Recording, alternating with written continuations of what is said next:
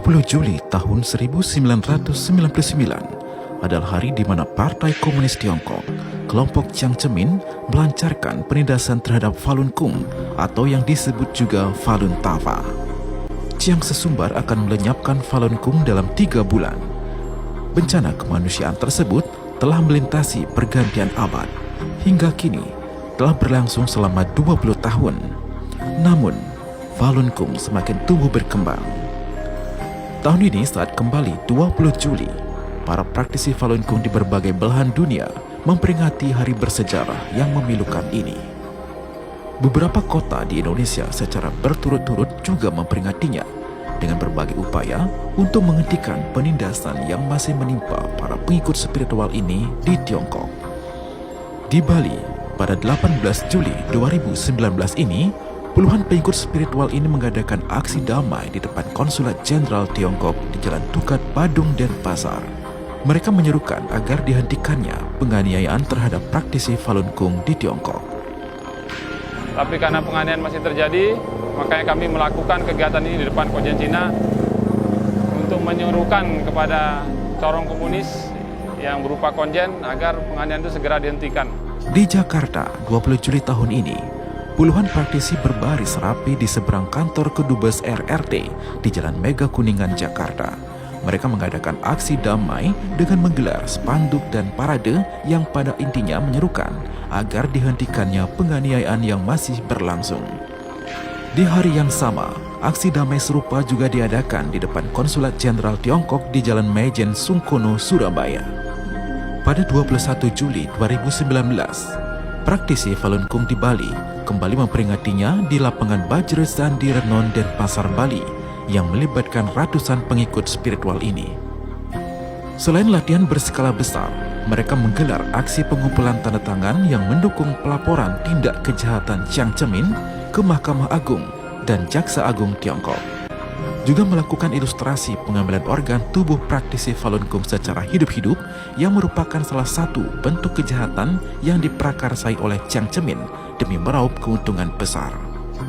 Menurut Bambang Setabuana selaku koordinator lapangan mengatakan, terhitung sejak 1 Juli 2015 hingga 19 Juli 2019, ada lebih dari 2,8 juta orang dari 8 negara-negara Asia dan lebih dari 318.000 orang dari 28 negara-negara di Eropa yang telah mengajukan tuntutan hukum terhadap mantan pemimpin komunis Tiongkok Jiang Zemin ke sistem yudisial Tiongkok. Mudah-mudahan juga masyarakat dunia semakin tahu bahwa Falun Dafa itu adalah suatu kegiatan untuk penempaan jiwa sejati baik sabar dan tentunya akan menjadi orang yang baik. Sebenarnya orang yang belajar sejati baik sabar ini tidak perlu ditekan-tekan, ya, ditekan, diawas, diketar. Ini dia bisa mengawas dirinya sendiri. Fungsi kontrolnya sudah ada. Bagaimana menjadi jati diri yang baik, ya, menjadi orang sabar. Orang berlatih Falun Dafa ini dianiaya seperti di Cina itu jelas bertentangan sekali, ya.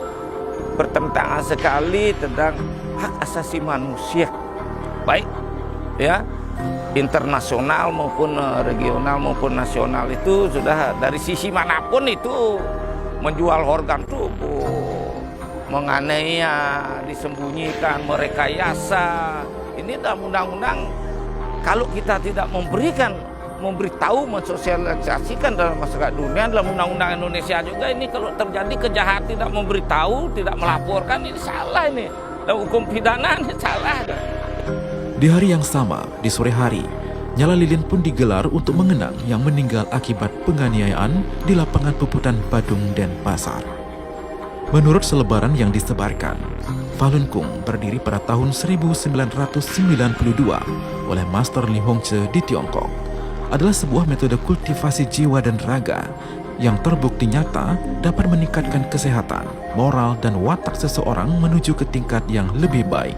Karena efek kesehatannya yang luar biasa, Falun Gong mendapatkan penghargaan Faksi Gong Bintang Terang oleh pemerintah di tahun 1993. Kemudian menyebar ke 114 negara di seluruh dunia.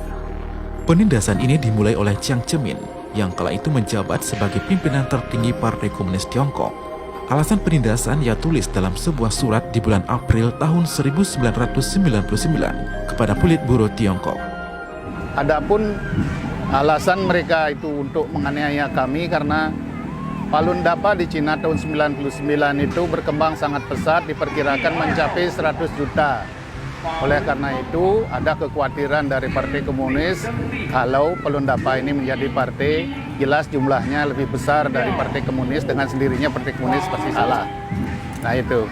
Kemudian yang kedua, dengan sendirinya adalah masalah ideologi. Kami dari Falun Dafa adalah percaya dengan Tuhan. Kami berkultivasi jiwa dan raga berlandaskan pada hukum alam semesta, yaitu sejati baik sabar. Sedangkan komunis adalah ateis, tidak percaya sama Tuhan, tidak percaya hukum karma. Sedangkan kami Falun Dafa percaya hukum karma. Oleh karena itu dari segi ideologi tidak sepaham. Oleh karena itu mereka pasti menindas orang yang tidak sepaham, aliran yang tidak sepaham. Partai Komunis Tiongkok mengerahkan ratusan jenis hukuman, memaksa praktisi Falun Gong melepaskan keyakinannya. Seorang wakil kongres dengan nama samaran membocorkan, Jiang Zemin memerintahkan Sekjen Komite Urusan Politik dan Legislatif saat itu yaitu Luo Kan menerapkan kebijakan cemarkan nama baiknya, hancurkan ekonominya, lenyapkan fisiknya. Partai Komunis Tiongkok di samping menindas rakyatnya sendiri di Tiongkok, juga mengerahkan seluruh kedubesnya di seluruh dunia untuk mempersempit ruang gerak kegiatan-kegiatan yang dilakukan oleh praktisi Falun Gong di luar Tiongkok.